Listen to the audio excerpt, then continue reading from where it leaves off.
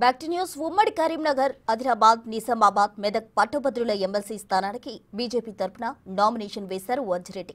తెలంగాణలో కాంగ్రెస్ పాలన పట్ల ప్రజలు విసిగిపోయారని అంజిరెడ్డి అన్నారు. ఎన్నికల ముందు ఇచ్చిన హామీల్లో కేవలం ఒక హామీ మాత్రమే నెరవేర్చారని ఆగ్రహం వ్యక్తం చేశారు. 4 జిల్లాల్లో పట్టభద్రుల చూపు బీజేపీ వైపే ఉందంటున్న అంజిరెడ్డితో మా ప్రతినిధి Srinivas face to face. Anji Reddy BJP తరఫున నామినేషన్ ఇచ్చారు. ప్రస్తుతం నాకు అందుబాటు లోపల అంజిరెడ్డి గారు ఉన్నారు. సార్ చెప్పండి, ముఖ్యంగా ఏ ప్రణాళికలతో ముందు పోతున్నారు, పట్టభద్రులకు ఎలాంటి హామీలు ఇస్తున్నారు, ఎట్లా ఉంది మీ క్యాంపెయినింగ్? 4 ఉమ్మడి జిల్లాల్లో అందరూ చాలా హ్యాపీగా ఉన్నారు. ఎవరైతే యువత ఉన్నారో, మేధావులు ఉన్నారో, ప్రతి ఒక్కరు మోదీ గారి వైపు ఉన్నారు. మోదీ గారిని చూసి ఎట్టి పరిస్థితుల్లో డెవలప్మెంట్, అవినీతి లేని రాజ్యం, డెవలప్మెంట్ విషయంలో చాలా హ్యాపీగా ఉన్నారు. ఇచ్చిన 6 గ్యారెంటీలు, 420 హామీల్లో ఒకటే ఒకటి నిర్వహించారు, మిగతా హామీలు నిర్వహించలేదు.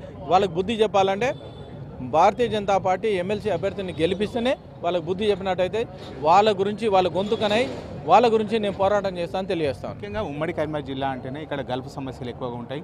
మీ దృష్టికి రావడం జరిగిందా? ముఖ్యంగా కరీంనగర్తో పాటుగా నిజామాబాద్ లోపల గల్ఫ్ సమస్యలు ఉంటాయి, వారికి ఏమి హామీ ఇవ్వబోతున్నారు? వాళ్ళందరికీ నేను ఒకటి చెప్తా ఉన్నా, గల్ఫ్ సమస్యలు ఏవైతే ఉన్నాయో మేము స్కిల్ డెవలప్మెంట్ ఒకటి పెడతా ఉన్నాం. ఈ స్కిల్ డెవలప్మెంట్ పట్టించడంలో మేము 13,500 ఎస్ఎఫ్టీ కడతా ఉన్నాం. వాళ్ళందరికీ ట్రైనింగ్ ఇచ్చి వాళ్ళందరికీ ఉద్యోగాలు చేసే విధంగా మేము పంపిస్తూ ఉంటాం. వాళ్ళకి ఇక్కడ కూడా ఒక ట్రైనింగ్ క్లాస్ పెట్టేసి వాళ్ళని ప్రపోజల్ పెట్టేసి అక్కడ కూడా ఏదైతే గల్ఫ్ ఉద్యోగాలు ఉన్నారో వాళ్ళకి సిస్టాన్ని ఇంప్లిమెంటేషన్ చేసిన తర్వాత పంపిస్తే అక్కడ ఒక ఇబ్బందులు పెట్టకుండా కేంద్ర ప్రభుత్వం కూడా దాన్ని మాట్లాడి వర్కౌట్ చేస్తూ ఉంటాం. ఇంకొకటి మీ ద్వారా చెప్పేది ఏంటంటే ప్రతి గవర్నమెంట్ ఎంప్లాయీకి 5 లక్షల నుంచి 10 లక్షలు ఓటీ ఫెసిలిటీ కూడా ఇప్పిస్తామని తెలియజేస్తాం. నిర్మలా సీతారామన్ గారితో మాట్లాడినాం. ఎందుకంటే ఇన్ టైంలో శాలరీ రాక చాలా ఇబ్బంది పడుతూ ఉన్నారు. సిబిల్లో వాళ్ళకు ఓటీ ఫెసిలిటీ, గవర్నమెంట్ ఎంప్లాయీస్కి 25 లక్షల నుంచి 50 లక్షలు ఇన్సూరెన్స్, ప్రైవేట్ ఎంప్లాయీస్కి ఎవరైతే ఉన్నారో 25 లక్షలు ఇన్సూరెన్స్. ఈ సిస్టంలో పోతా ఉన్నాం.